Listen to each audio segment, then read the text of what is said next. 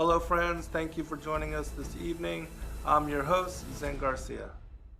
And Mary said, Behold, the handmaid of the Lord, be it unto me according to thy word. And the angel departed from her.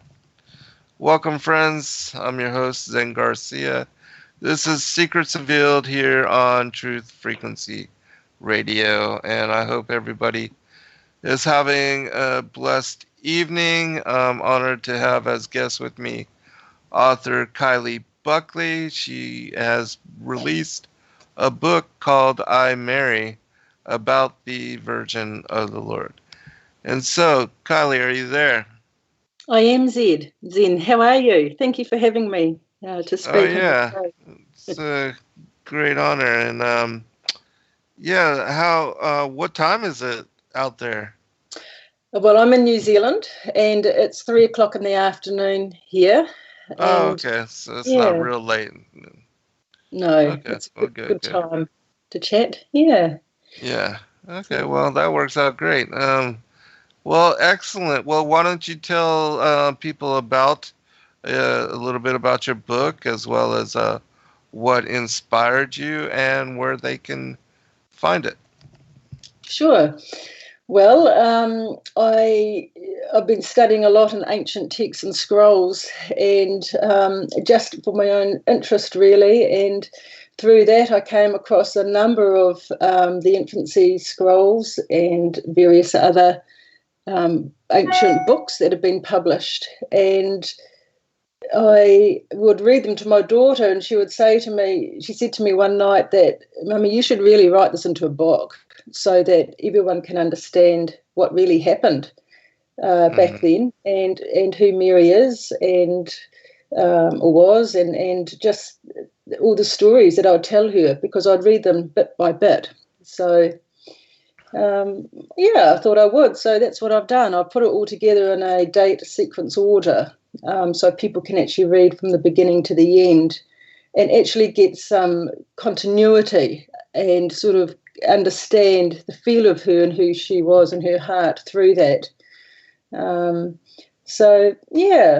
been a truth seeker for about 10 years now. I came to the Father about 10, 12 years ago, and I only wanted to know the truth. I wasn't interested so much in going to church and listening to what other people say. I really wanted to know the facts and to change my own thoughts, that obviously weren't correct on a lot of things. So I'm often challenging my own preconceived ideas and notions with things that I learn and find, and replacing them with what actually is true.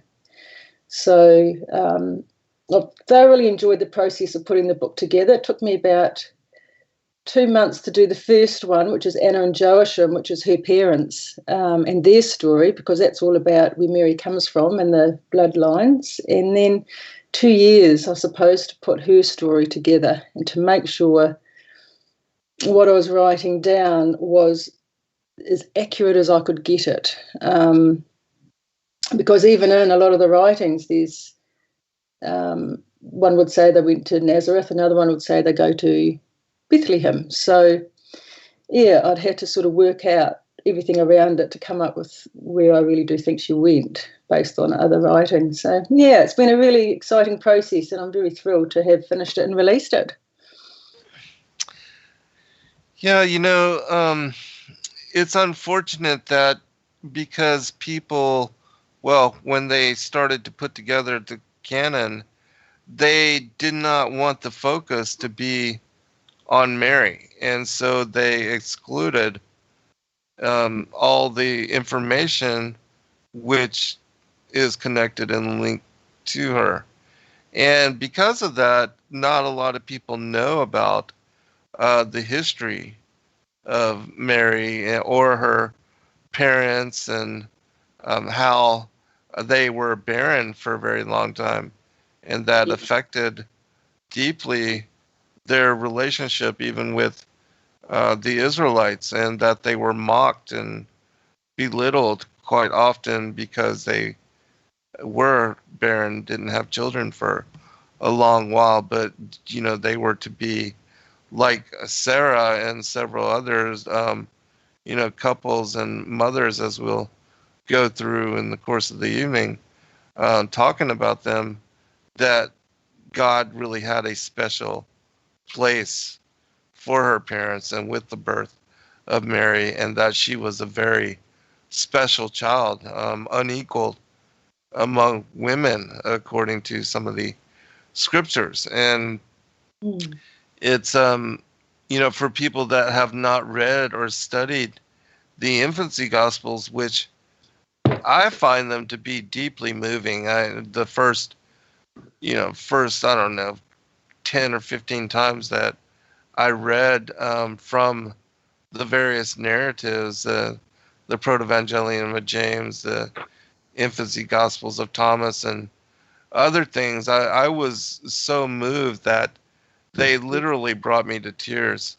And I remember that I wanted my parents to know, because my mother loved Yahusha so very much, and they had never read or studied or heard about these manuscripts. And so when I first discovered them, I remembered sitting them down and reading the entire, a lot of what I had then.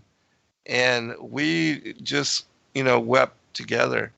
And it was a beautiful moment for me in sharing that with my parents. And so, what was it like for you when you first read through and studied them? And as you said you shared them with your daughters. Was there any occasion like that where you were just so, moved by the Spirit to find yourself just bawling in tears? Yes, there were times like that. Just how normal she was, as well as how much she loved the Lord, and she loved pureness and loved people. And when she was with Gabriel, and he told her that she was going to be the bearer of the one that created the heavens and the earth, and how she couldn't understand how could the one that created all that we see, the world that we live in, and the heavens where the angels dwell, and how is it at all possible that he can dwell within my body, within my frame? And who am I that can be the case, and that I am to be that chosen one? So the humility with her, and just how she was trying to understand it, and it was like she was being told, but it hadn't really, initially, it didn't sink in. She was in her human mind. Yet she had had many encounters with angels from a young girl, and grew up acquainted with their visitations. But yeah, that to me, it was a pinnacle time of how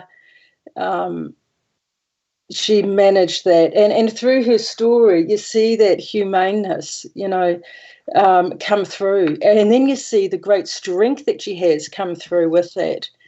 This is why I wanted to write the book, because it's an untold story to most people. I never knew. I had no idea that this story existed, and I didn't really ever give her a thought until I started looking into it, and it captivated me entirely to write this down in the book.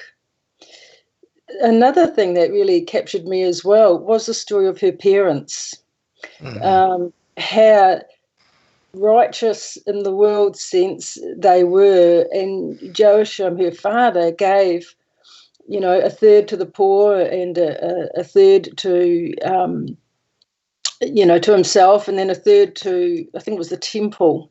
Yeah, and he was one of the richest men around in the day. He was very known, he was very respected, but how their heart's desire to have a child was not met. And it even goes back to Anna's mother. It's not Mary or Maria. It's Maisha, something like that. It is. It's hard to explain because it's a different language. But she also was very late in having a child, which was Mary's grandmother, and they knew through their family line, because Isaiah, the prophet Isaiah, was back in their family line, back further, and it had been prophesied in their family line that they will bring the Messiah, but nobody knew who. And it's interesting how, as we will talk about it, that being, God preserves and waits for that timing, and in His timing, everything comes together. But just what they went through, how they were mocked and treated, and it's really sad, really. They went through all of that, but I suppose then they had the breakthrough when the child was born, and all would marvel because it was not through the normal course. They were elderly and beyond the years of normal childbearing, which is a pattern that He uses. Yeah, so those two things really for me stood out, and just the trials that she went through, and how she lived her life. One of the chapters is hidden yet exposed. She was there, but on the world, of course, but she was hidden. Her life and things that, what was happening to her in the story. She couldn't talk to people about it because how would anybody ever, in their carnal mind, understand her and understand what the angel had said to her and what her journey ahead will be. So she lived her life, not outwardly like a lot of people do. Yeah. So that's something that I thought a lot about. It reminds me, Rob and I have been going through the story of Abraham in great detail in the Genesis, like 14 through 17, and just what Sarah had gone through and being barren, and that, being old, she didn't think she was going to be able to bear children, and then giving her handmaid Hagar to Abram, that afterward she was mocked and ridiculed by Hagar, and she became really hateful to her. And then, when she was told that she was going to bear a child in, her late 90s, she laughed. She didn't think that, it would be possible. And so the story, in similarity even to Anna, that when they were told and they prayed, and she had promised to put Mary into the temple and to dedicate her to the Most High in that manner, if she could bear fruit. And as you said, Joachim, that he was a very holy individual and very giving, and took care of the orphan and the widowed, and the poor and the destitute, and was a very righteous man. And so I wanted to bring up, because I know that you had mentioned and you wanted to be sure to inform people that with your book, it has in no way any connection to what the Catholics have done in elevating Mary to a symbol of worship, and that there's no, with regard to what you're bringing forth, the information and the that which you are writing, that has nothing to do with any kind of, Mary worship, or seeing her as being anything but, even though she was unequaled among women, she was not godlike or supernatural in any aspect. Yes, that's right. Well, since I've written my book, I've been on other forums, which I never would have gone on the internet in regard to Mary, and I'm absolutely shocked by a lot of the thoughts that are out there concerning her. I was never brought up in a Catholic church, so I don't have any idea and of what is other ideas that are out there of her. And it's been really good because I've been able to put things, to be able to engage myself, I suppose, in a way that can help people think about things that they think about in a different way. Yes, look, Mary was chosen because she had made a vow, and her parents had made a vow too, that she would remain unmarried, that she would remain a virgin, because you see, the Lord God really respects purity. And I see that as an attack on our age with all the sex before marriage and the gay and lesbian pride that's happening now. And you see, she wanted no part of anything that would bring a stain upon her, that God wouldn't look upon her as, she wouldn't want to disappoint the Father in any way. So, and she knew that part of being holy was to remain unlustful in any way. So the vow was made upon her before she was born, and all her life she kept it. Well, she grew up in the temple, but of course when she came to growing up, she was about 12 years of age, or heading towards 12, and all the girls leave the temple to get married or go back to their families where they came from to get married. But Mary's father, Joachim, had died because he was quite old in years when she was born, and her mother had since remarried, and she wasn't fit to go back there. I don't know why, apart from the fact that her mother had moved on to live somewhere else, potentially.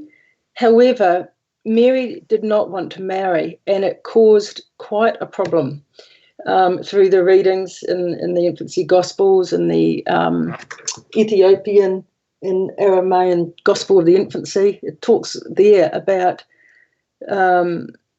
they had to find a suitable person for her. So this is what happened. And they put a decree around all of Judea for suitable men of the tribe of Judah that were widowed who would look after her, essentially.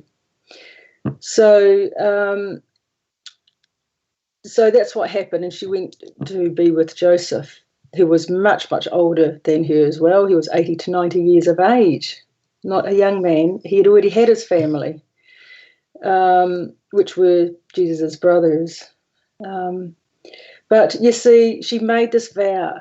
And when you read through the writings and things that she says, she kept that vow regardless of the cost. And even to the point when Gabriel was coming to her and she's saying, but I'm a virgin. I can't have a child. I'm a virgin, and I'm to remain a virgin. And that's why she was chosen from the Lord. He loved her for her vow and for her tenacity to keep it, regardless what problems were caused by it. And and even to the point when she actually had the Lord in the cave, she was checked, and she remained a virgin. There was no blood or any obvious things to look at to say that she had not, to say that she had had a child. She looked like she hadn't. So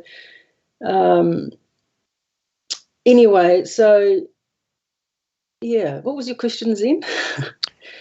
Well, there's a couple points I want to bring up, but we were, just talking about the Mary worship as far as the Catholic Church.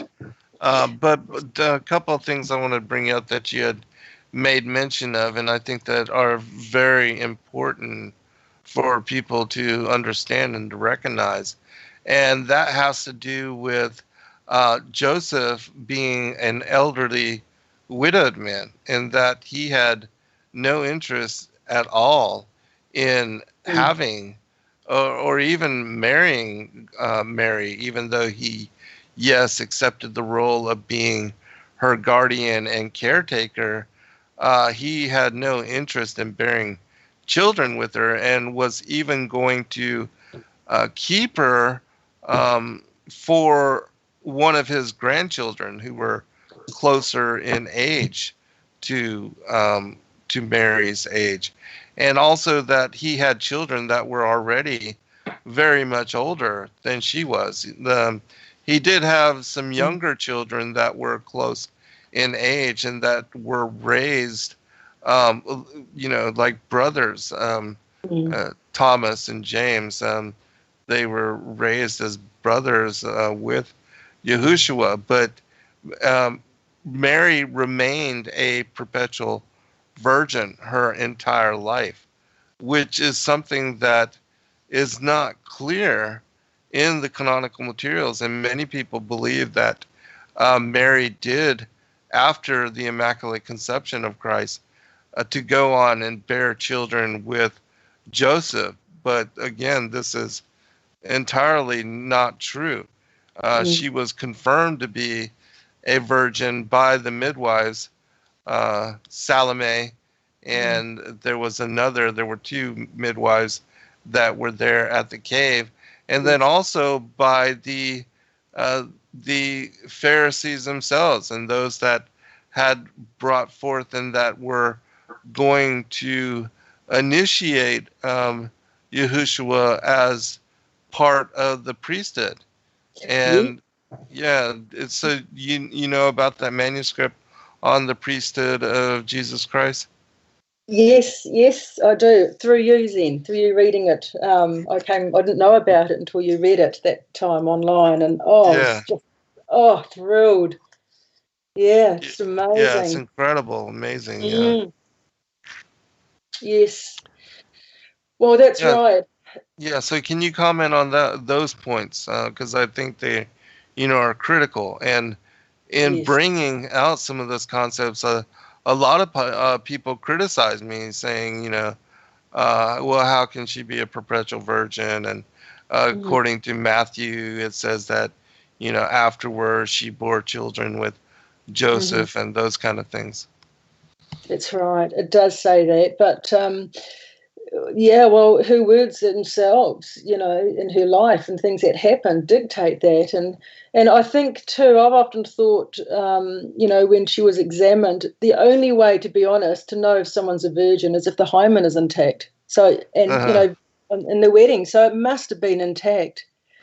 And as I've studied this and I've looked at it and over and around it and seeked everything I could find on it, and the only thing that I can say is that it was God himself that delivered Jesus out of her womb, and that it was not in the usual manner that one would have a child, and that Mary could not speak about it because nobody would ever believe how or why. And I've thought about it. Has it been through the belly button, or how? Or did he just appear? We don't know. But there are other things, like when Joseph was walking and everything stood still. It was like, because he was looking for a midwife, and all nature stood still, and it was like time had stood still. There would be a child drinking from the river, and it would be like it was paused. Everything was paused. Right. And he saw the heaven open up, and he saw like God coming down to earth. It was just, and it was like he was the only one that wasn't paused. And it's just something that is beyond the physical world. And when you read through how it was for Mary, like in the cave itself, how the angels came down from heaven, and the cave was filled with such light and singing, and talks about it in the revelation of the Magi when they arrived as well. But the only way I could describe it from what I've read is that heaven came to earth on that day, literally. And And even Mary was transfixed in the whole thing as if it was just, something quite supernatural. And I've explained it the best that I can in my book. I believe I've captured that moment. I could read a wee bit of it, but I don't want to spoil it for people that have got the book or are buying the book. I think that's a good point that you brought up, as far as, that there was something incredible that happened, even with Joseph when he went in search of the midwives, about how he did have this experience of time standing still and all of creation waiting for, what would be the moment of Christ coming. All right, we'll be right back, everyone.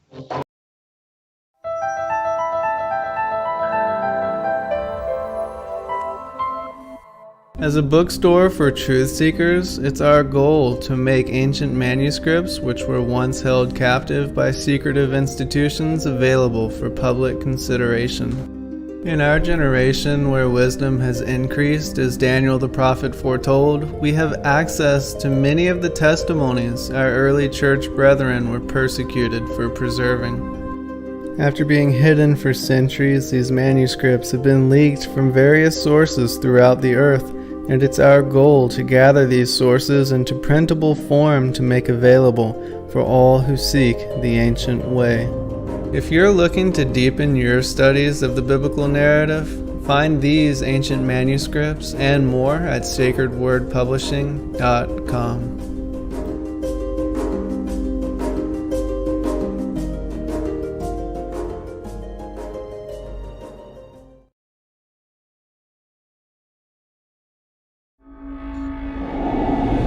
Many truth seekers are constantly studying alone. But there is a place where we can come together. The Digital Readers Club is our online ecclesia meant for those who've forsaken churchianity but still want the closeness of a family to study with. Join us every Saturday at 7 p.m. Eastern Time to put together the puzzle pieces of truth scattered throughout the ancient scriptures.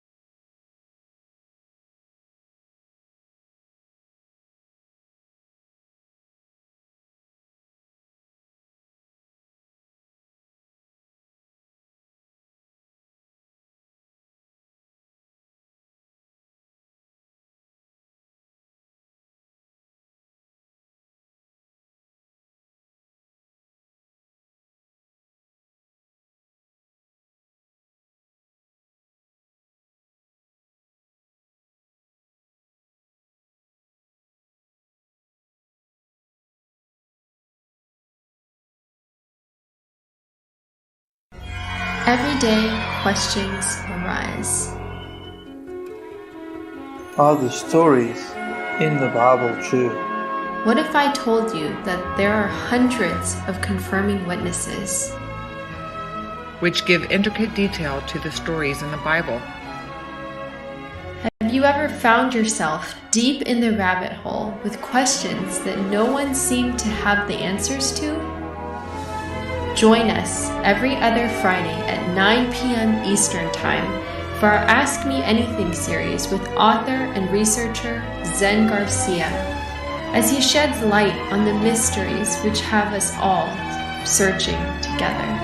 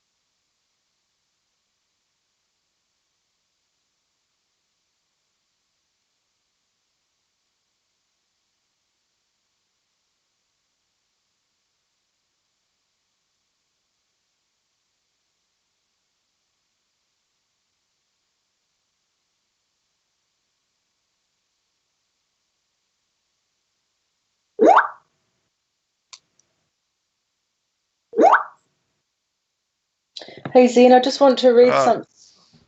Go ahead, Kylee.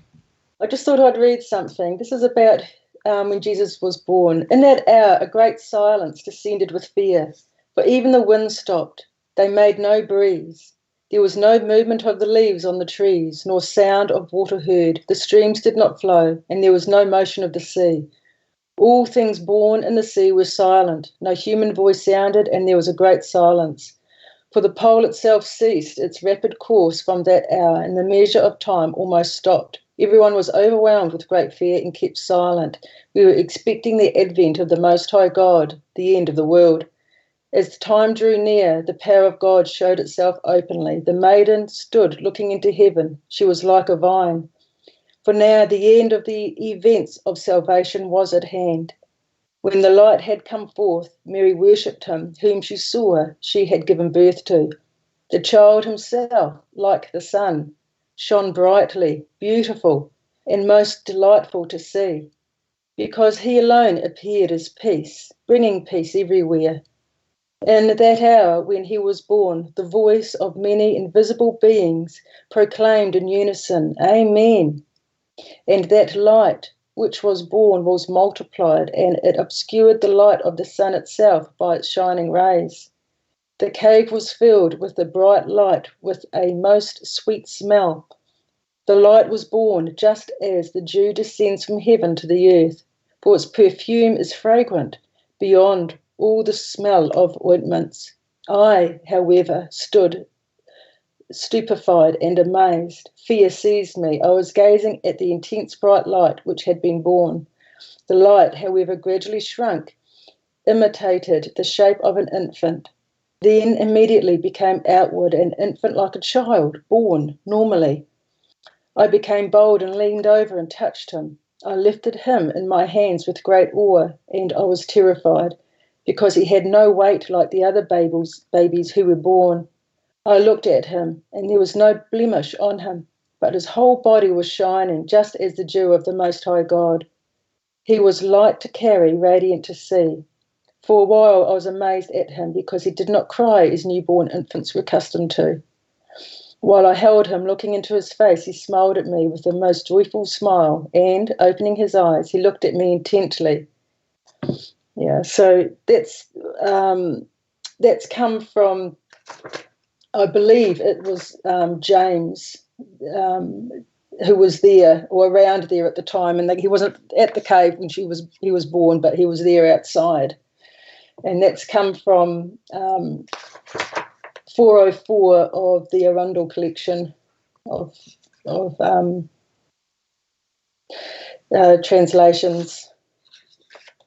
Yeah, there's an interesting aspect as well, with regard to Yahushua and his birth, his immaculate conception into this world, and that is, according to the story, that he, in appearance, took on in shape and form what seemed to be a boy about 2 years of age, and that one of the reasons why Herod slaughtered all of the children in Bethlehem that were 2 years and younger is because of this.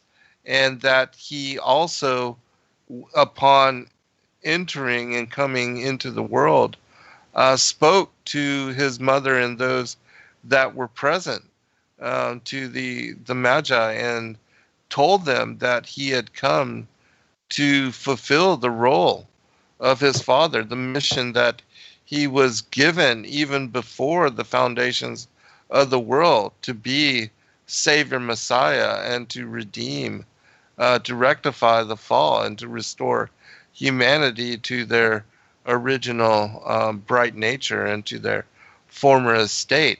And so those things are also made clear within the infancy gospels. And another point, which I think is so critical and so very important for people to understand, is that he entered the world with divine providence, that he didn't and wasn't human I mean, he was human, of course, but he was also born with the power and the providence of the Godhead, and that this wasn't an anointing that came upon him when he was being baptized in the River Jordan by John the Baptist. Yes, the Holy Spirit did come upon him and show and as an indication confirm that he was very special and unique to the world. But as we see again in the infancy gospels, Mary was able to perform miracle and healing, and to break people of their possession by demonic entities, and to cure things like leprosy just by using his bathwater, or in giving people his swaddling clothes. And so those kind of things were imbued with the miracle authority that he had over all of creation, even since his time as a little babe and as a little child. And that the ancient stories also verify that, we have the one story in Luke of him being 13 years old and leaving his parents, going back to the temple and teaching the men of knowledge, the men of wisdom there, and them being baffled at the majesty of his instruction.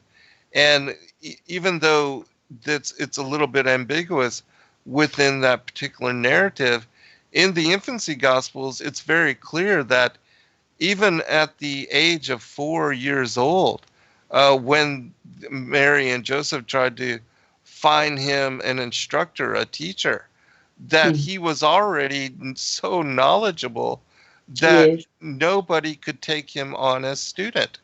He would just humble them, and they would feel foolish before him. And so he never had to go to school, because he was already, he was the creator of all things. How can you tell the creator about his creation? You can't. No, you can't. And the thing is too that everybody knew who he was, and this is something that came obvious to me as I was starting to do some study on it all. It was announced before he came. It's been announced many years beforehand with all the prophecies and the covenants. And then when he was here, with what happened with Joseph, having to marry her, everybody knew who Mary was. She was put on trial with Joseph. That's in my book. People knew. Right. That's an important story. Please elaborate on that. Yes. Okay. I will. But before I do that, I just want to read something about Joseph's sons, how they feared Jesus. And I'll just read this wee bit because I've just got it here. It says, Sure. Joseph came to a feast with his sons, James, Joseph, Judah, and Simeon, and 2 daughters. Jesus met them with Mary, his mother, along with her sister Mary, a daughter of Cleopas, whom the Lord had given to her father Cleopas and her mother Anna. That's Anna remarried Cleopas and had another daughter named Mary. She actually remarried for the 3rd time and had another daughter called Mary, so it gets confusing. Never mind, because they had offered Mary, the mother of Jesus, to the Lord, and she was called by the same name of Mary for the conclusion of her parents. And when they had assembled, Jesus sanctified and blessed them. And he was the first to begin to eat and drink, for none of them dared to eat or drink or sit at table or to break bread until he had sanctified them. And if he happened to be absent, they used to wait for him. And when he did not wish to come for refreshments, neither Mary or Joseph or the sons of Joseph, his brothers, came. And indeed, these brothers, keeping his life as a lamp before their eyes, observed him, and they feared him. And when Jesus slept, whether day or night, the brightness of God shone upon him. Praise be the glory to God forever and ever. Amen. So I just wanted to read that little bit because we're just talking about him. He was miraculous from the beginning to the end, of course. God, and they knew it wasn't a surprise. And same with Jesus' disciples. A lot of them were family that came Yes. through his mother's marriages, and that. So now, just getting back to what was it I was going to talk about? The Zen. What did you want me to enlighten on? The story of them, the trial that Joseph and Yes. Mary were put through with the bitter water. Yes, it's Joseph had where they were living up in Nazareth. There was because Joseph had been away for a while. They had a visit from the local priest at the temple, and it became apparent to him that when Mary stood up, that she was pregnant.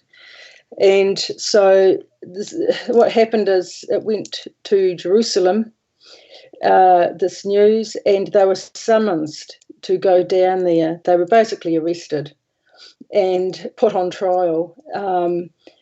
And you can imagine it and how Mary would feel because she was pregnant. They hadn't got married. And she had been this devout young girl in the temple that gave everything she had to the poor, the food. She was a very humble girl, and with everything that had happened where she had to marry Joseph and then to shame him, to have to come to Jerusalem, and she couldn't hide it. She was very pregnant. This happened after she came back from seeing Elizabeth. So she had grown quite some, and they were put on trial, the two of them, Joseph first and then Mary. And Mary's mother came to see her, and I talk about her in the crowd in my book. But you see, they had to drink this drink, which is basically the dust from the earth, and probably other things put in this water, and walk around the temple. And if they were guilty of having sex out of marriage, or they would die. They were cursed. Their belly would swell and basically suffocate them. I think this is the way. It's in Numbers 5, I believe. It talks about it. And so Joseph went on trial first, and then Mary. The thing I like about the story is Mary finds courage, and she stands out there in front of everyone that's poo-hooing her and rubbishing her, and she speaks that I am innocent and God Almighty will vindicate. And I'll have to find it now in my book. And it's a wonderful scene. I think this book would make an amazing movie with the things that they went through. It's we're not told about this in the scriptures. Right. Yeah, there's a lot of things that are excluded. Another thing that I find quite fascinating, and something that I write about in my book on the Vestures of Light and the Rod of Wonder, is the stem of Jesse and the Isaiah prophecy about even Joseph when he was selected as Mary's guardian, that there was a supernatural sign of a rose bloom budding from the end of his staff, and then the dove as the Holy Spirit landing upon it, and that this sign was seen in front of all Israel, and that he was then selected to be her caretaker, which he was quite hesitant of because he was up in age. He was 90 years old, and he did not want to be attached to a young girl, 14 years of age, and did not want to be her caretaker, and certainly didn't want to marry her. And so he only did this because of the high priest basically saying you don't want to turn your back on God's word or his appointment of him as being caretaker. And so he did hesitantly take her on. And it's intriguing that in the story of him going forth and going out to do his work and then returning back, when he finds her pregnant, that he says, has not the story of Adam been repeated in me? And that's very intriguing to me, because it shows that it was common knowledge among the Israelites in that time that Eve was beguiled by the serpent and impregnated with Cain, and that Cain was, regarded as the firstborn of the wicked one, which is something that is clear now, especially when people read and study from the Targum. But this is something that is common knowledge and portrayed within the Protevangelium and the ancient narratives, with regard to the story of Joseph and Mary. But of course, we know that whereas Eve was beguiled by the serpent, that Mary knew no man, and that the Holy Spirit was said to come upon her, and that Christ entered into her womb of his own volition, according to the history of Joseph the carpenter, which is another fascinating text that shows us that Joseph was an elderly man, and that he had children from a previous marriage, and that his wife passing away, that's why he was an elderly widowed man at the time that he became a Mary's guardian. But that's another, incredible story that, as you said, that if somebody really made a movie of the early life of Mary and the things that her and Joseph had to go through. Yeah, it's fascinating. Yes, I actually have great sympathy for Joseph, because he never wanted this. He was ready to die. He was quite happy. He was well on in his years. Most of his children had grown up and were married. His 2 daughters were, and I think 2 of the sons were at that time, what I can perceive. And, he just sort of came along. He nearly didn't even go to the summons that they had. And he at the last moment, he decided to go. Well, I don't know whether he regretted it or not. I don't think he did in the end, because of everything that happened. But had he known what was ahead of him, and this is the thing, like with Mary, had she known, she was just a girl. She just wanted to keep herself pure for the Lord. She never knew her story or the road that was to be laid out for her. And it's wonderful that people hold her in high regard. And I think we all need to esteem to be like Mary. But what she went through, I really don't think that she had a nice life, to be honest. It would have been amazing. Oh, it's hard, so hard. Very much so. And look, even when Jesus died, she never regained any sense of happiness, and you don't if you lose your son. And she loved Yahusha with all her heart. Yes. But he was her son. He was her child, and she bore him and loved him and nurtured him and taught him, and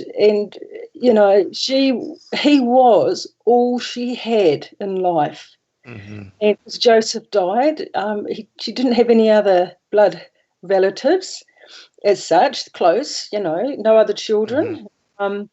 And she really was very brokenhearted and never recovered. And this is the thing, which I think about with, the Catholics, how they hold her in regard. And they're right. She was a perpetual virgin.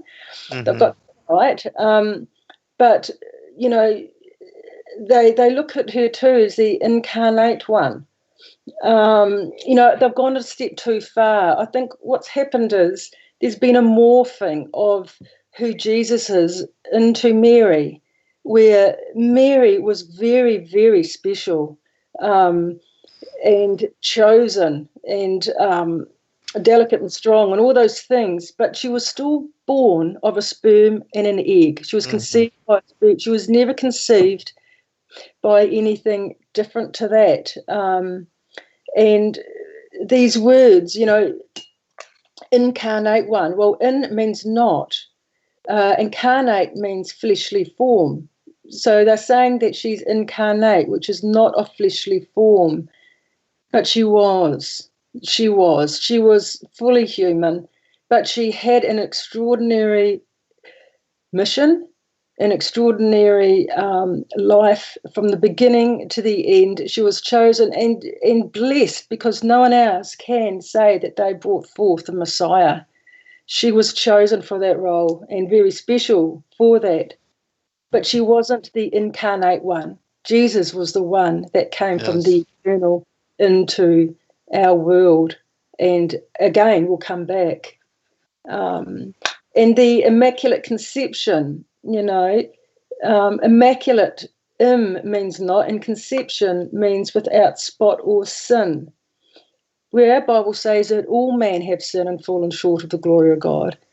Now, I think if there was ever a person that walked the earth, apart from, Abraham perhaps, would be one, I'd say. Mary would be another. There's bound to be a few of them that to us seem absolutely sinless, that they knew God intimately. However, they're still flesh, still human, still born of a sperm and an egg. And it's. I just think things have just got a little bit twisted over the years, and it's really important that we all really check what we believe and check the history of it, because it's important that what we believe is truth, and because otherwise we're believing something that is a lie, and So I wanted to sort of mention that in this talk today about that.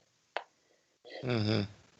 Yeah, I think that's very important, and one of the reasons why, we're not supposed to pray to Mary, because she's passed on.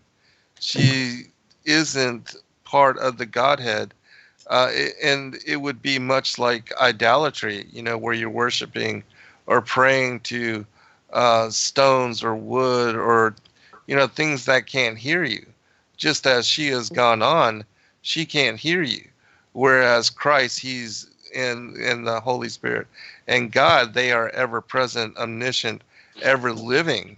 And so, and they know the end from the beginning. They can hear all things. They even hear your prayers and understand the intent of them before you ever even express them in your mind or in, vocalizing them with your words. And so very important, the differentiation. Last night, I did a show where I read the healing of Tiberius, and then I ended with the story of just the death of Mary and the passing of Mary in the Gospel of Gamaliel, the lament of the Virgin Mary, and the martyrdom of Pontius Pilate. And I was so deeply moved, even by sharing that story. It was hard for me to get through it without, just being deeply moved by the Spirit.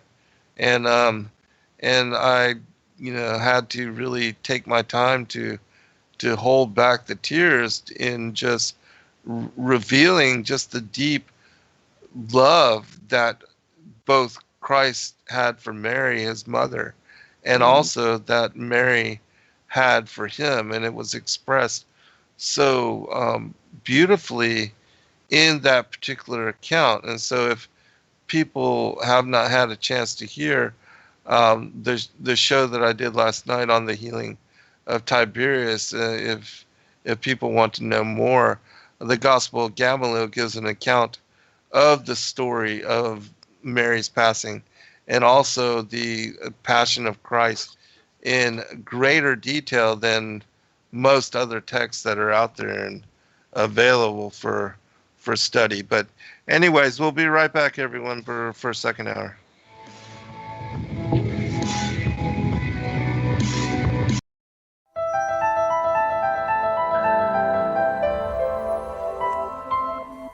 As a bookstore for truth seekers, it's our goal to make ancient manuscripts which were once held captive by secretive institutions available for public consideration. In our generation, where wisdom has increased, as Daniel the prophet foretold, we have access to many of the testimonies our early church brethren were persecuted for preserving.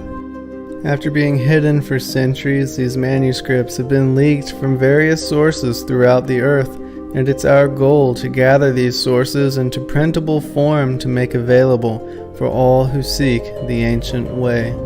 If you're looking to deepen your studies of the biblical narrative, find these ancient manuscripts and more at sacredwordpublishing.com.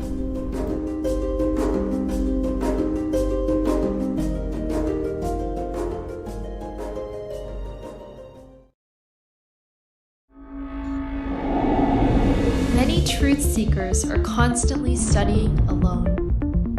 But there is a place where we can come together. The Digital Readers Club is our online ecclesia meant for those who've forsaken churchianity but still want the closeness of a family to study with. Join us every Saturday at 7 p.m. Eastern Time to put together the puzzle pieces of truth scattered throughout the ancient scriptures.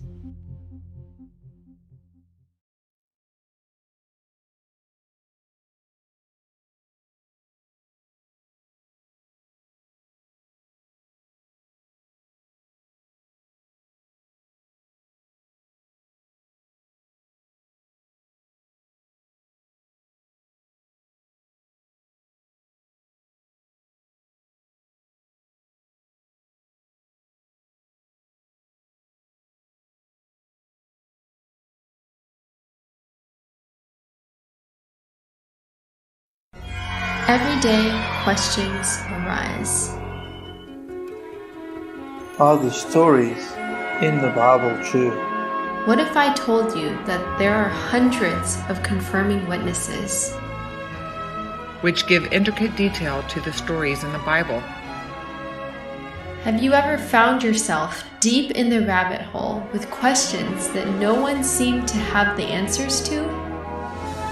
Join us every other Friday at 9 p.m. Eastern Time for our Ask Me Anything series with author and researcher Zen Garcia, as he sheds light on the mysteries which have us all searching together.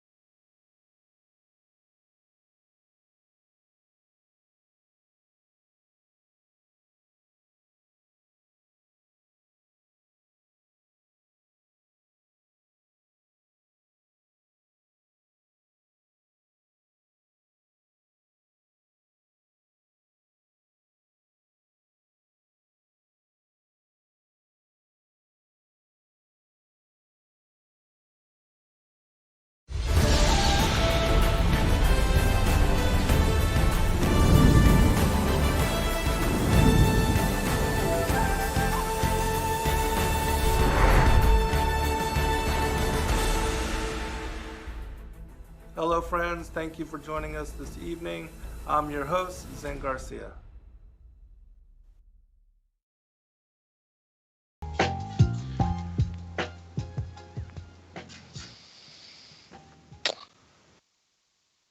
All right, welcome back everybody for a second hour.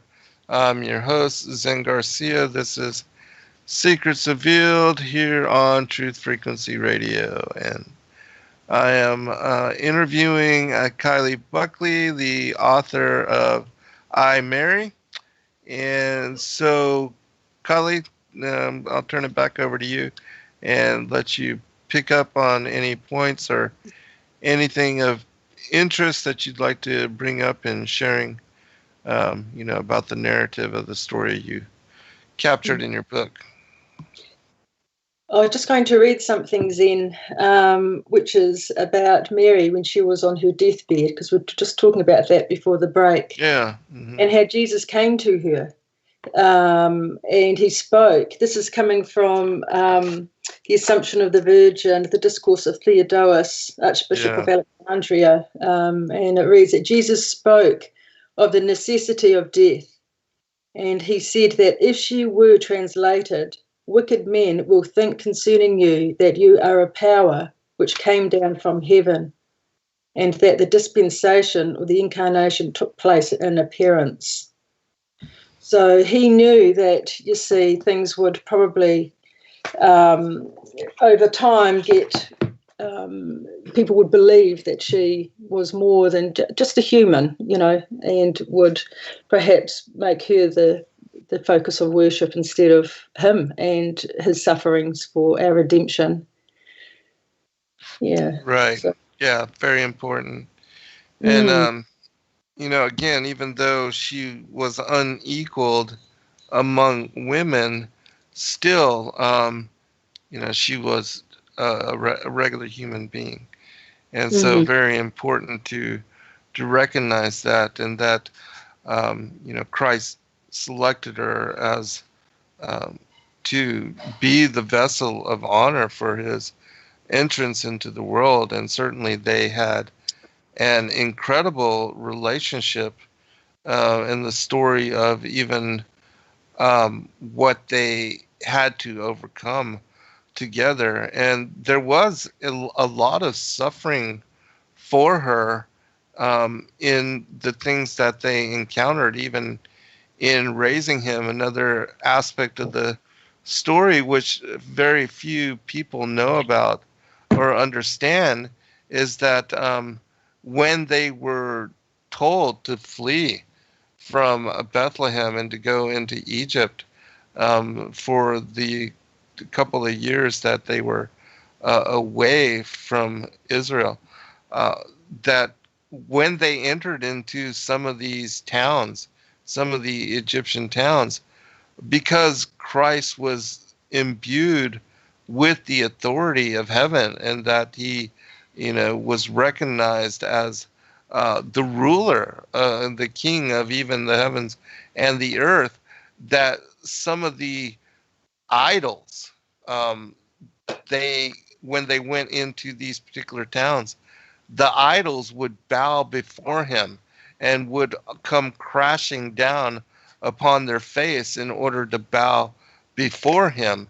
And they, the people that were idol worshipers, they were not very happy about that, and certainly not fond of Christ. And they believed it to be some kind of supernatural magic. And they didn't recognize him as, of course, the Son of God, and that they worshipped, a pantheon of gods and goddesses. But this happened time and time again, that even in the when he was brought before Pontius Pilate, when he was forced to go to trial, and they had brought him into the governor's mansion, that the Jews complained about how all the Roman banner, the holders of the banners, that the banners and the flags and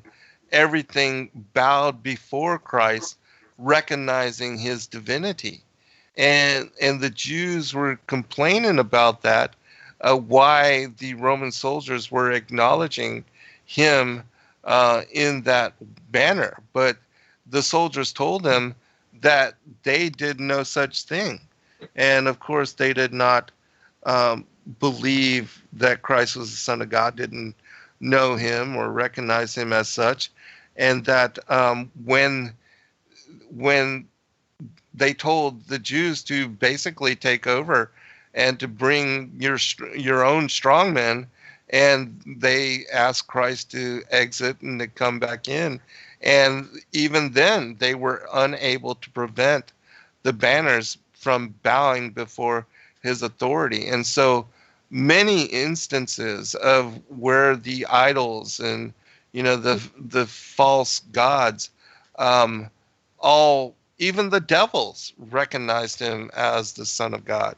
Yes. And so even though the Jews denied and much of the world did not recognize his holy status, and yet the devils, the demons, legion, and those, especially the apostles and those that were really witness to his family, especially, which also many of them became apostles, James and Didymus Thomas, those that wrote the infancy gospels. But these kind of things are unknown unless you do read some of the ancient stories. And so, can you share some of your most favorite accounts of the childhood of Christ, and some of the stories that really touched your heart with regard to his divinity and his providence as Messiah? Well, as far as his divinity goes, when he was actually born, there's a temple of Janus. Janus and Jambare, or Janus and Jambare, that came out, that were Pharaoh's wizards that put the rod into a snake with Moses. Well, they actually came out, as you might recall, then with the mixed multitude and crossed the Red Sea and were part of the Israelites. Would you believe it? But they're mentioned there. Anyway, they actually went on. But they built a temple, or a temple was built for them. And that actually collapsed the moment Jesus was born. That's something that I looked up and researched, which I thought was quite fascinating. That is very fascinating. Across the face of the world, a number of things happened. I can't remember them all now, but I recorded that one in my book. But there were other things. And the animals, when they were going into Egypt, and even when they came out of Egypt, the animals and the lions, they loved him and would come out to meet him and bow down to him. And everybody, Mary and the like, would be afraid and say, "No, son," because they're lions, but they knew who he was. And all creation knows who he was and is, because he created them. And for my book, it's from Anna and Joachim, the grandparents, their story, and then it goes into Mary and her life, and it finishes when they're going into Egypt. I didn't do the stories of them in Egypt. I had to sort of come to a point where I ended it. I could actually go on and do another one with them in Egypt and then the earlier years, but I haven't decided on that yet. I haven't got to do that. I could also write about her later years, around the time of Jesus and her passing. But I haven't decided on that either at this stage. My book really just goes up to when they're going into Egypt, when they have to leave. And one fascinating thing, though, is Elizabeth. We haven't mentioned about how Zechariah was in the temple and his and during his priestly appointment. He was of the 8th order. What's the name of the order of? I've got it written down here. I've got some little notes. So he, when he became dumb, and when Elizabeth had her, got pregnant supernaturally, because they were older as well, and John the Baptist, the connections there between Mary and Elizabeth and Jesus, and how they were both supernaturals, which is quite commonly known. But, reading in Zechariah into the book, how he couldn't speak, and it was an interesting exercise. I went back through and I really pondered on when all of this took place and how it all took place, and for Zechariah to be speaking and coming into the Holy of Holies when the angel met him. And I learned through that, and I traced it back onto the calendar of the feast dates and onto the order that he was in the priesthood. And he was the Abijah, Abijar, and First Chronicles 24:10. It talks about that for 1 week, there's 24 priests, and that are chosen, and for 1 week, which is from Sabbath to Sabbath, but they all come together for the feast dates. They are to do their duties in the temple in Jerusalem. And how Mary's father, Joachim, was from the tribe of Judah, but her mother, Anna, was from the tribe of Levites and Judah.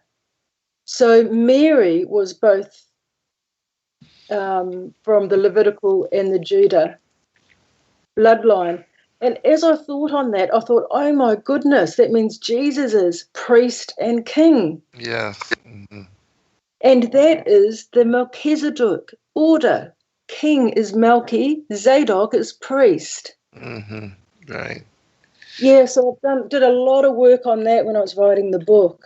And, and then I sort of traced it back from the beginning. Adam and Eve to Moses was more the Melchizedek order. Well, it was. Okay. And then the Levitical priesthood from Moses to Jesus. And then from Jesus, he instituted again the Melchizedek order. And through that, I also did some study on as much as Zechariah was in the temple and part of the priesthood, they actually lived separately. They didn't really engage a lot into the sacrificial order. They actually, like the 12 kings of the East that came over, were all keeping basically the Melchizedek order, which is, the Lord's feast dates and his commandments and his ways, but not the Levitical slaughtering of animals, shall we say, in their religious manner, shall we say, as it was in Numbers, as it was, and in, Deuteronomy, as the Lord gives the account to do everything. So, yeah, I thought that was a fascinating study. So a little bit of that is in my book to get people thinking. If they want to dig any deeper with it and think a bit deeper, they can, because I've got some dates and things in there if they want to do their own study on that.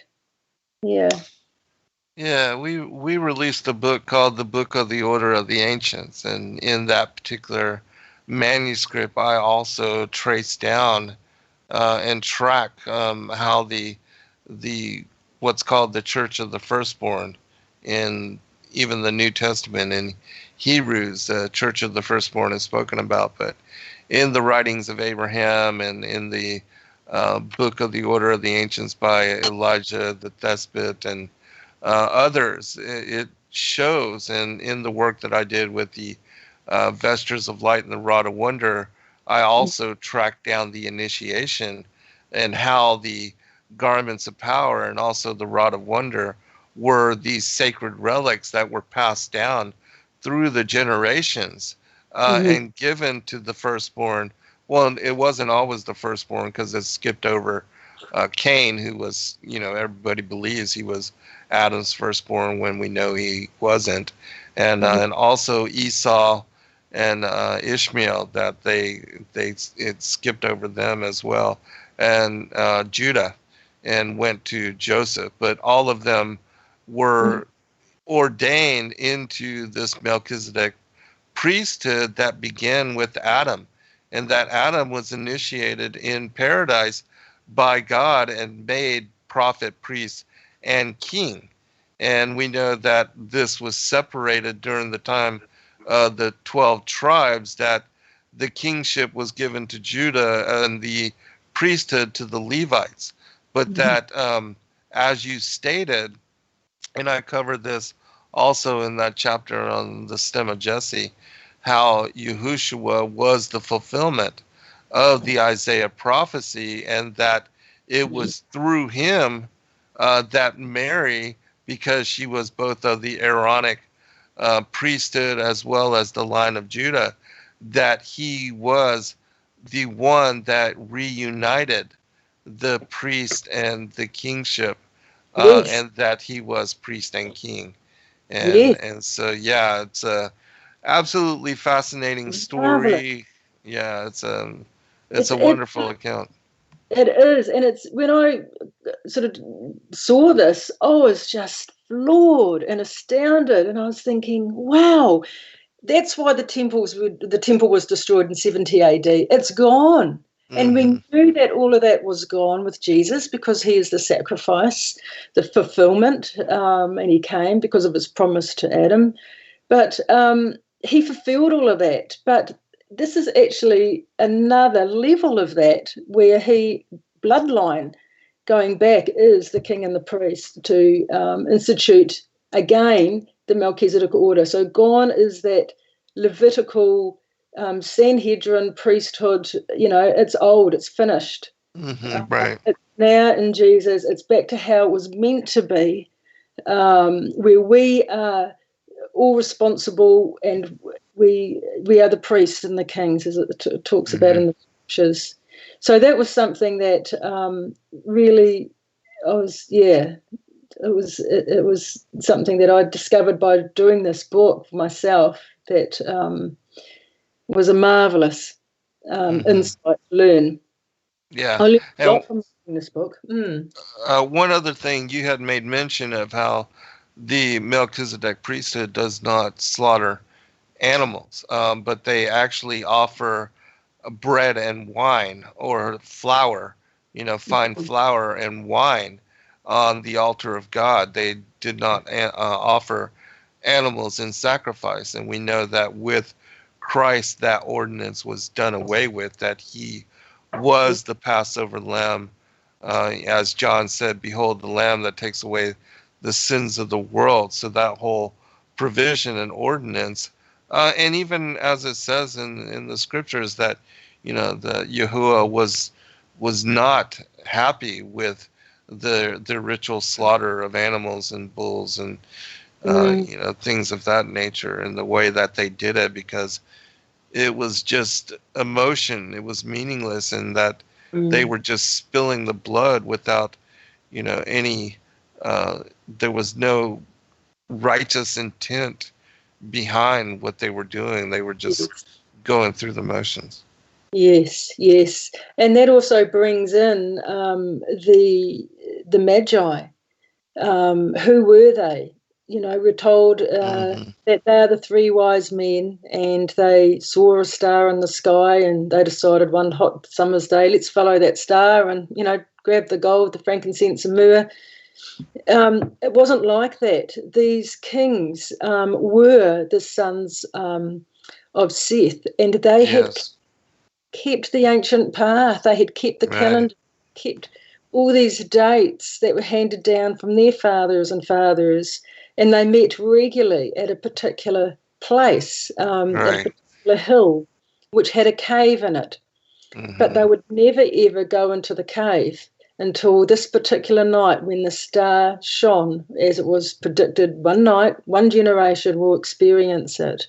And this was their time. It was that generation, and the star led them into the cave, and in the cave were treasures, which is what they took to Mary and Joseph and Jesus, and who they were. And I was very privileged to be allowed to use straight from a book, The Revelation of the Magi, from Brent Lardau, he gave me the authority to use whatever I wanted from the book. So I have put some of it in my book. Yes, there's a little bit at the back, well, quite a bit actually, about who they were, where they came from, and the Victorious Mountains, which is where they gathered up the gold, the frankincense, and the myrrh, and brought it and travelled, and how the star would reveal itself to them, to each of the kings, in a different manner, in a different way. Right. Yeah. And That's an incredible story. Oh, is it ever? Is it ever?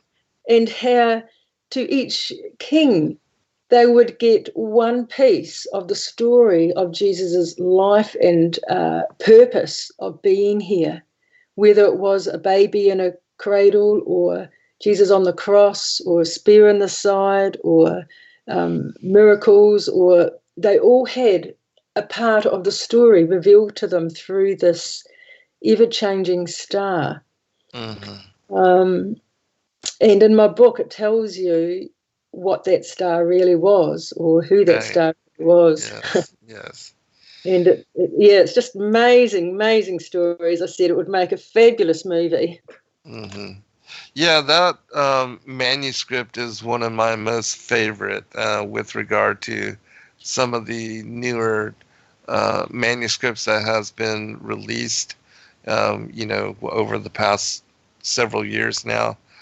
And there's actually 2 full compilations of New Testament Apocrypha that both Turney Burke and Brett Landau have worked together in sharing and releasing. And even the story of the healing of Tiberius that I read from last night was from one of their compilations. And there's a third book that they're going to be releasing that has all these incredible stories as well, that the Acts and the gospel accounts of the apostles. It's incredible. I'm looking forward to that book being released as well. But so much new information coming to light, such incredible knowledge, but certainly the revelation of the Magi, and showing how it was that the promise that was given by the Word himself to Adam, that after 5,500 years, I'm going to enter into flesh form, be born of a virgin. How that promise was what established the order of the Magi, and that it was the children of Seth and the generations born afterwards that stayed vigilant in watching for the fulfillment of that prophecy.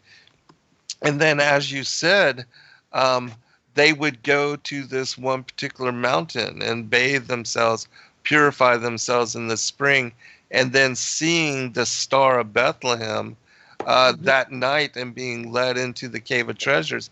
Not only did they receive the bounty of all of those ancient testimonies that had been preserved there for them, and that given the knowledge and the understanding to translate them, I believe that we, even us, we are the inheritors of that legacy, of that incredible work, the testaments of the patriarchs and the prophets.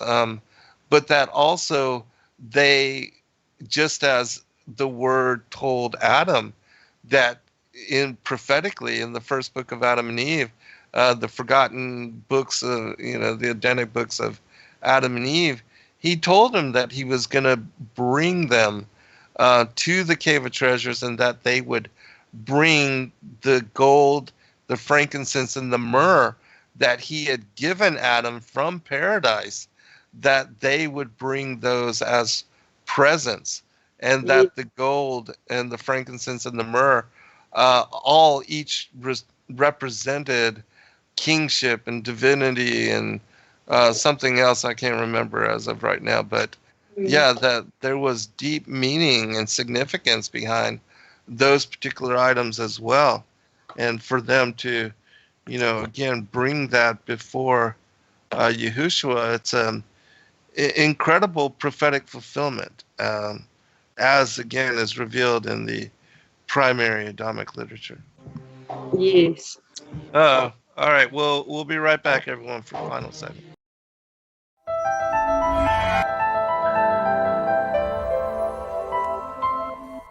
As a bookstore for truth seekers, it's our goal to make ancient manuscripts which were once held captive by secretive institutions available for public consideration.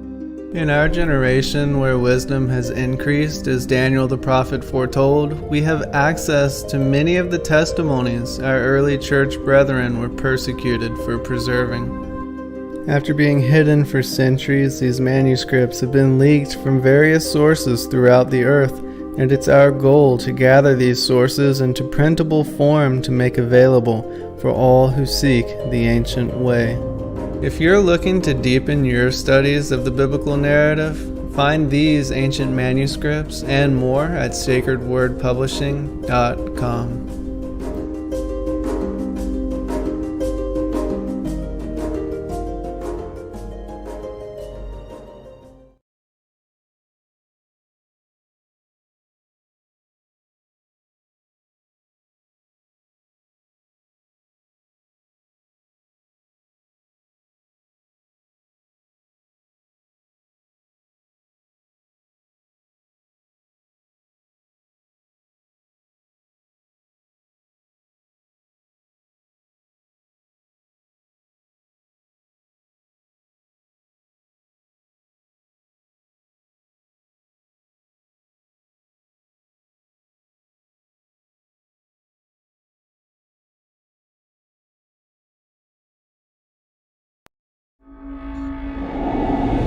Many truth seekers are constantly studying alone. But there is a place where we can come together. The Digital Readers Club is our online ecclesia meant for those who've forsaken churchianity but still want the closeness of a family to study with. Join us every Saturday at 7 p.m. Eastern Time to put together the puzzle pieces of truth scattered throughout the ancient scriptures.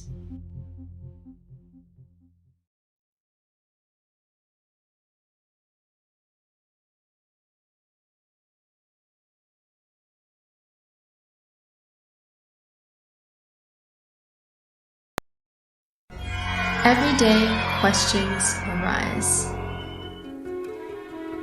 Are the stories in the Bible true? What if I told you that there are hundreds of confirming witnesses? which give intricate detail to the stories in the Bible. Have you ever found yourself deep in the rabbit hole with questions that no one seemed to have the answers to? Join us every other Friday at 9 p.m. Eastern Time for our Ask Me Anything series with author and researcher Zen Garcia, as he sheds light on the mysteries which have us all searching together.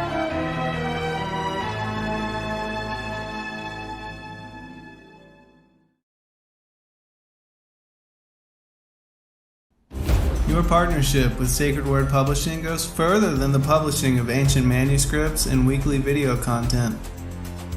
You also make a huge impact across the earth in orphanages in Myanmar, India, Uganda, and Kenya.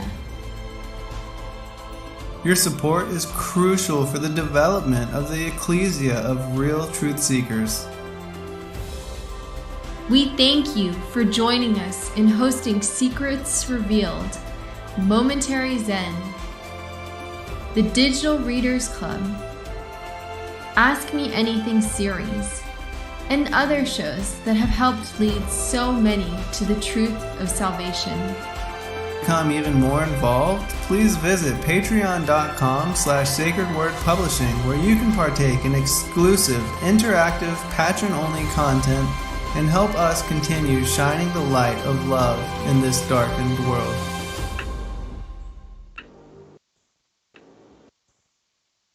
All right, welcome everybody for final segment.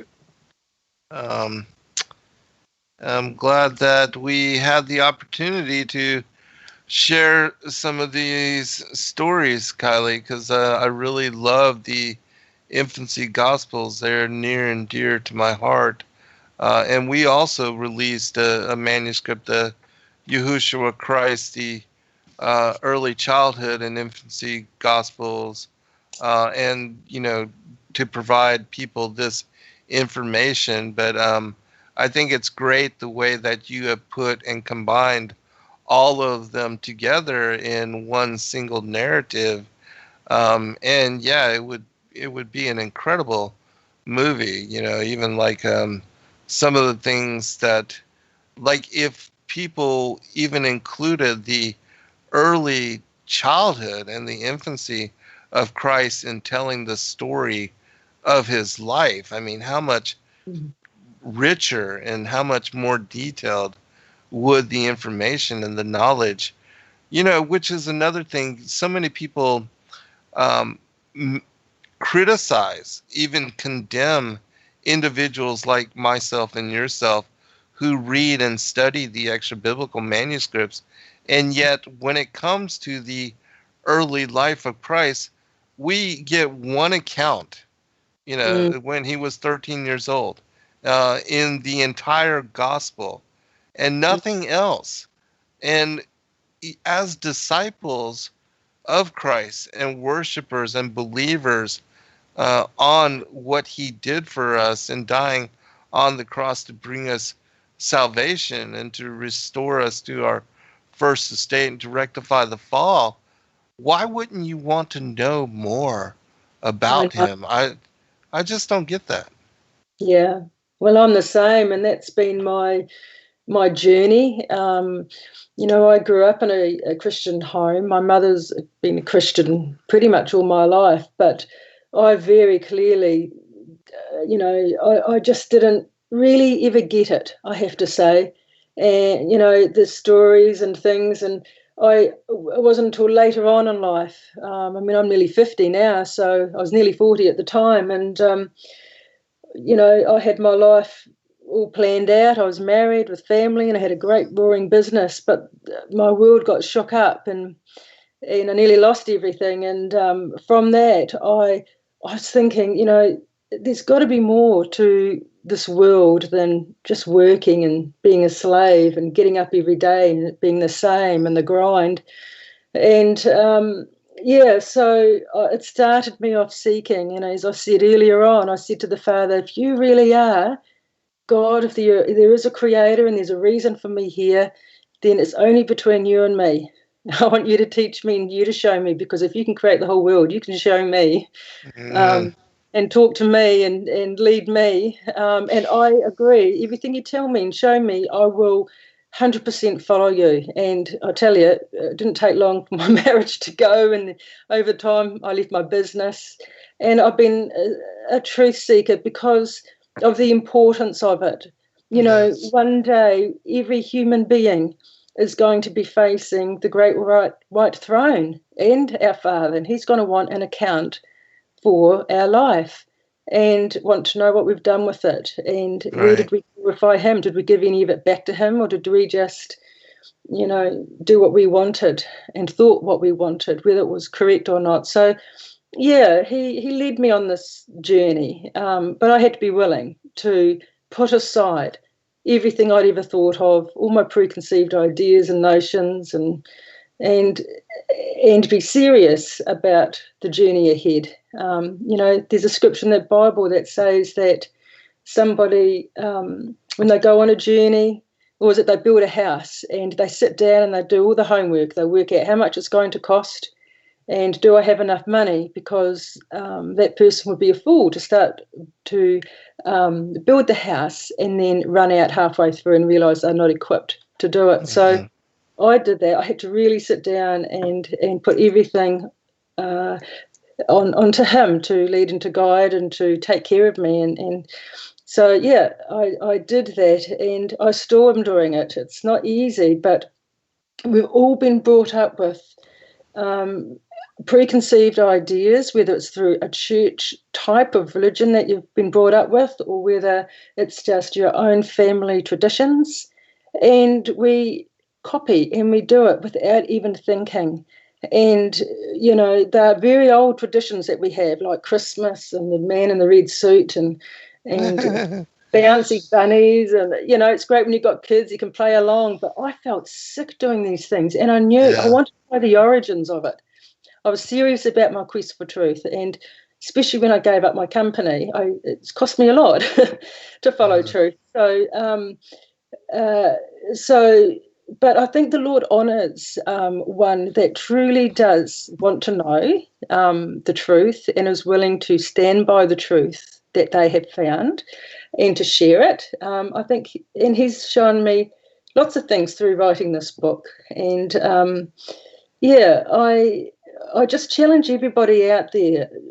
Look, we've all been brought up with things, and we need to grow up and work out whether it's a fable or whether it really is fact, and to think about that a bit more and what that means, because we all have to give an account for what we do and what we teach others.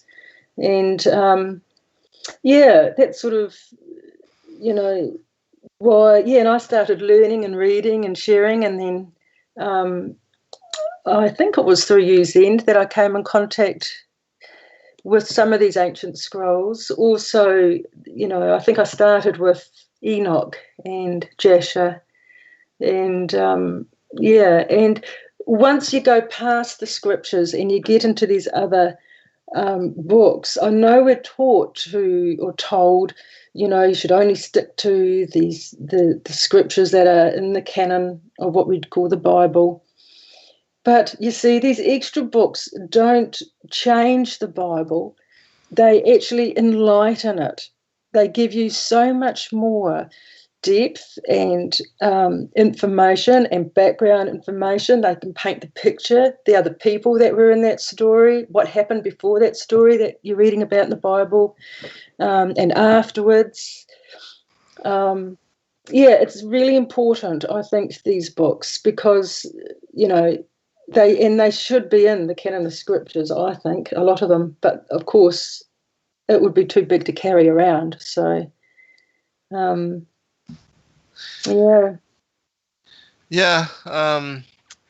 if we did include a lot, especially of this, then the Bible would be huge. But still, again, I think these manuscripts are so very important and deeply moving, again, when people consider them and read them. And that, you know, again, if you want to know and learn about the Messiah in deep, profound, and intimate manner, well, certainly you have to include the early narratives of his childhood and youth, and then there's so much as with regard to the Great Commission of the apostles and their going forth, and the witness that is preserved by so many of them in a lot of the different books, like the Acts of Thomas and things of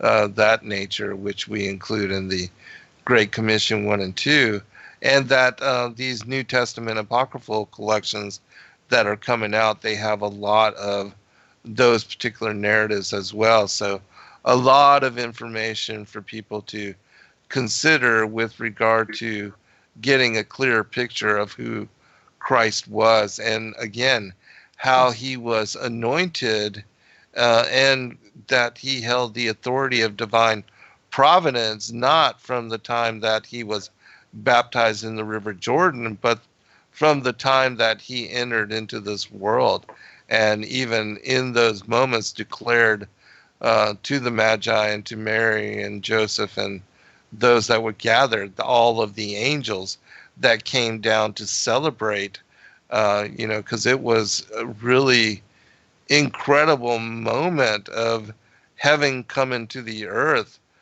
when he entered into this world, and that the cave there where he was immaculately conceived, it was said to be filled with the angels that serve him, and that they were witness and proclaimed even announcing to those that were gathered about the majesty and the incredible awesomeness of that particular moment.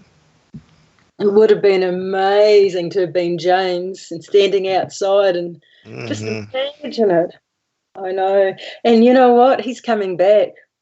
Yes. He's coming back with all the angels and the trumpet. Yes, right. What a sight that's going to be. No hiding it next time. Right? Yeah, every eye shall see. Yeah. Yeah. It's amazing. And I think too, when you learn and study these extra books, you get a deeper connection to how everything is, from Adam and Eve and the promise that was given to Adam because of the way that he was feeling being here, and he just couldn't cope. And had Jesus said, "Stop doing that. I will come. I will bleed like you have bled, and I will scratch like you are," and all of those things, and you get a clearer understanding of the whole story, and why everything happened, as well. Yeah, it's very important to read these books. Yes, I agree. The primary Adamic literature is so prophetic in what. Because it was the word of the Lord that was speaking to Adam, and that had exiled them from paradise, but that he had told them prophetically, and that Adam was even given what are called the books of creation, which is an entirely other story that most people do not know about.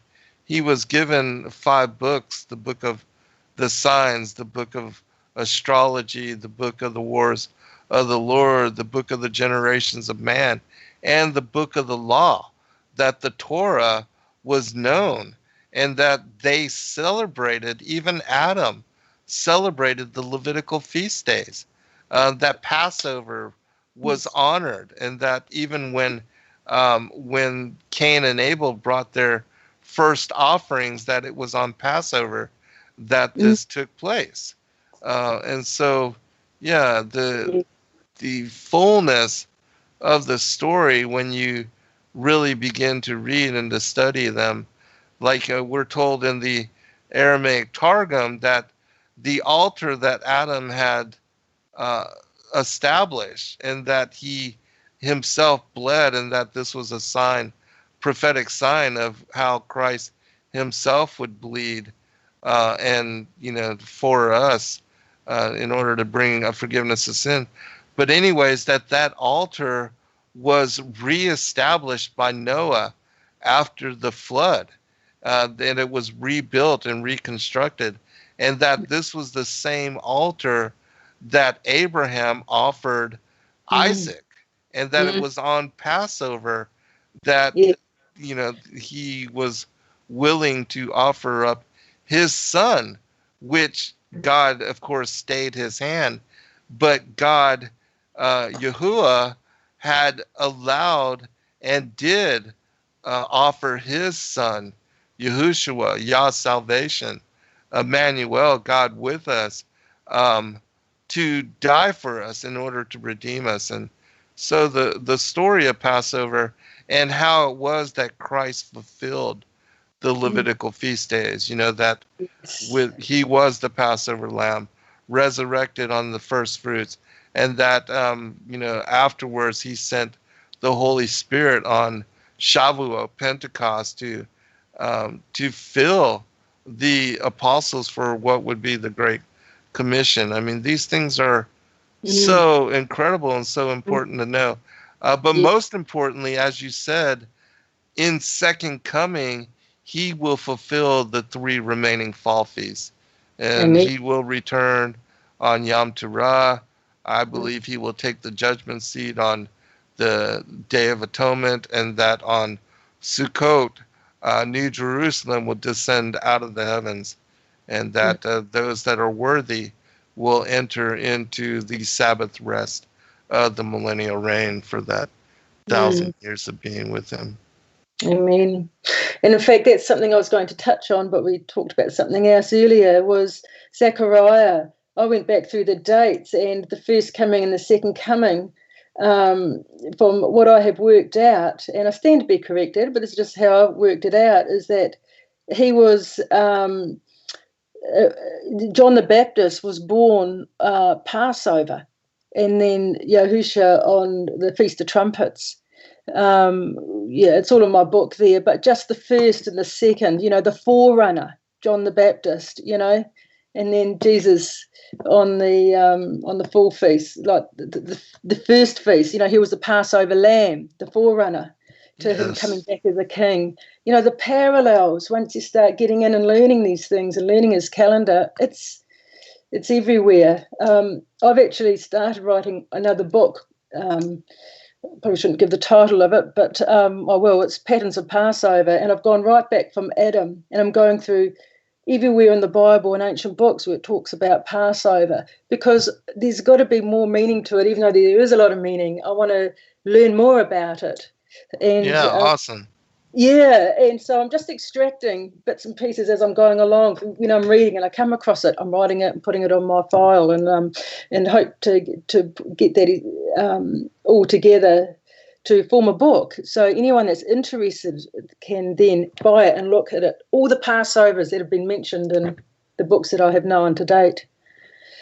Yeah, all the different things that happened on it. Because you're right, his calendar is what everything sits on. Yes. And unless we are familiar with it and understand it, we won't know what's going on in the future. And it's important to know these things. Yeah. Absolutely.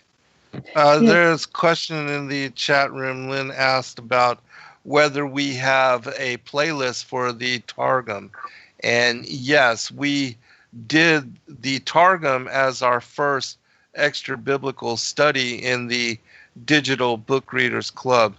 And so if you look on the DRC, the Digital Readers Club playlist, you'll find that I think we did the first 35 weeks we spent on reading the Targum, going through Genesis to Exodus before getting into all the details of the law. But you can find all of those studies there, as well as the parallel readings from many of the extra biblical books, which also verify the veracity of those things that are brought forth in the Targum, which there's so much more information for those that have never looked at or read.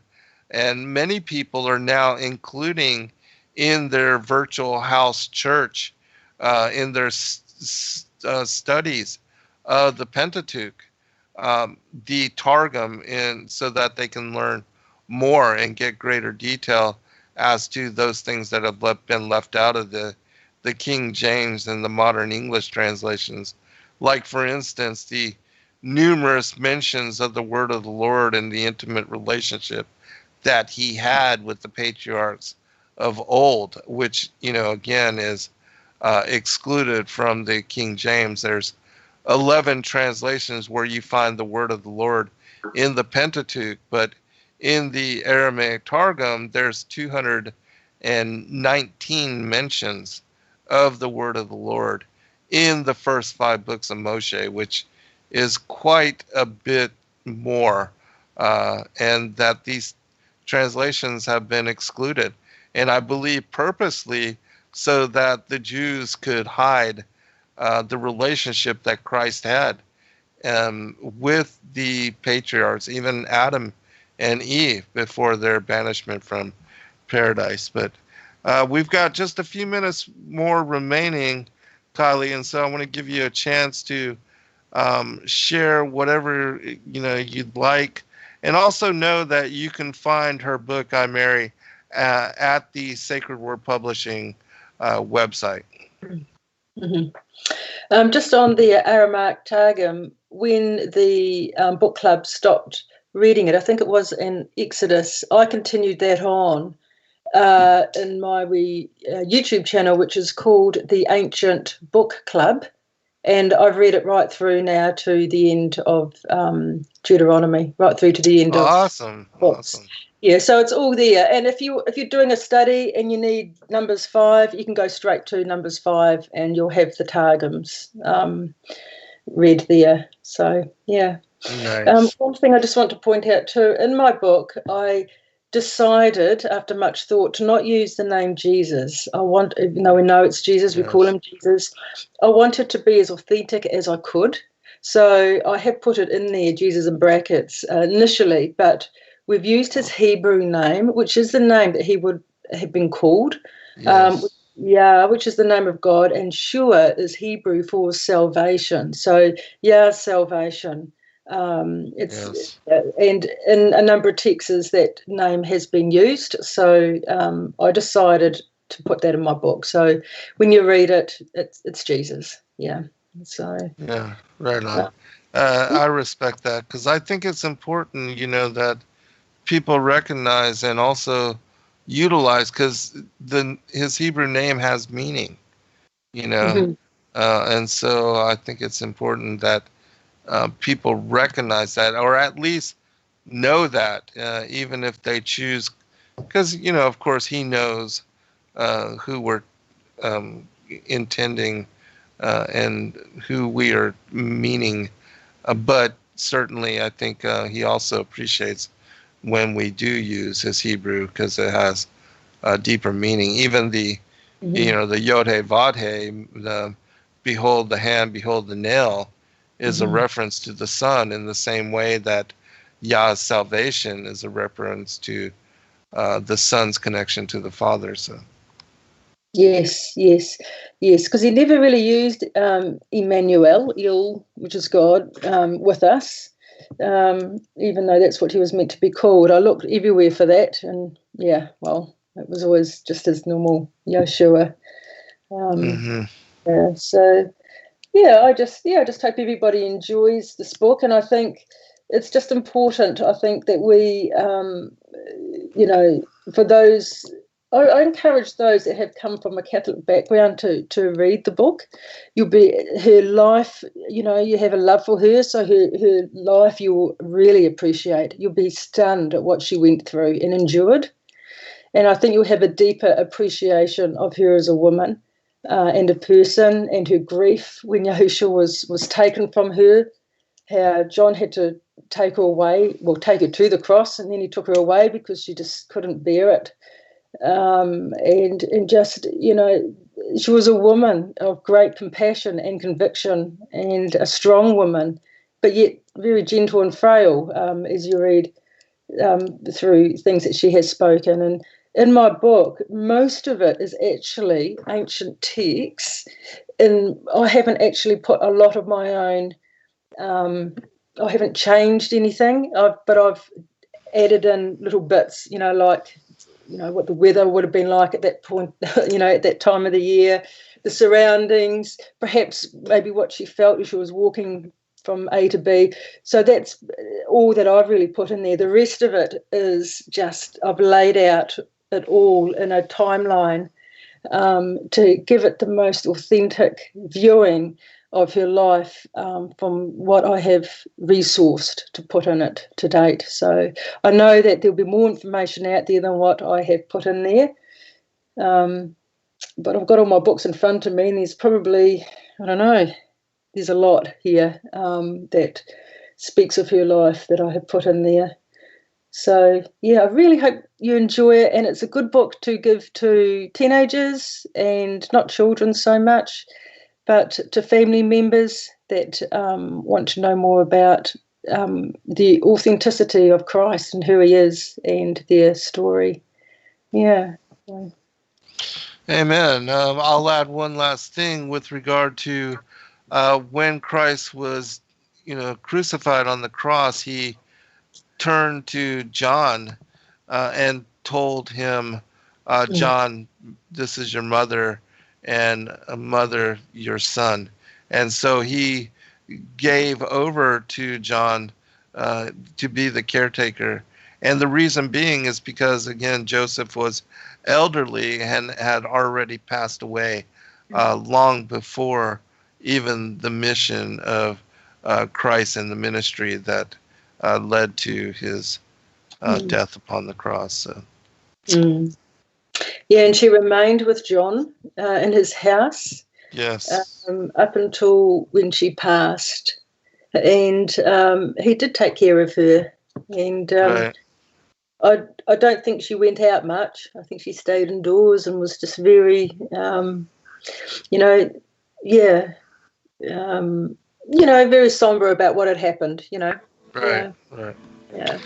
All right, Kylee. Well, thank you, everyone. I hope you enjoyed the show. Be blessed in your study. Good Thank night, you, all. Zen. Thank you, Kylee. Good night, all. Shalom. Yeah.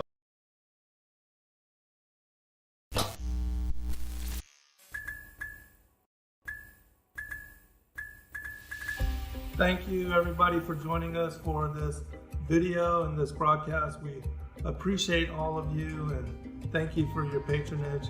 Please do like and subscribe and share with your friends. God bless all of you in your seeking.